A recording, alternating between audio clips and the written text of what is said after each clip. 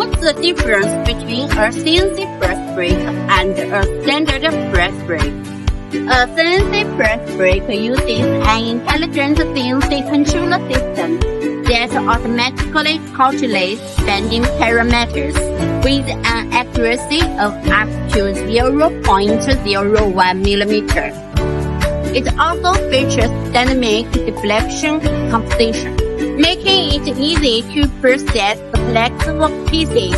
It can store hundreds of model parameter size for one-touch stitching, and comes standard with a braking protection and draw value hydraulic lock for safety and efficiency. Standard press brake, on the other hand, rely on manual adjustment, resulting in limited accuracy and efficiency, make them more suitable for simple land bending.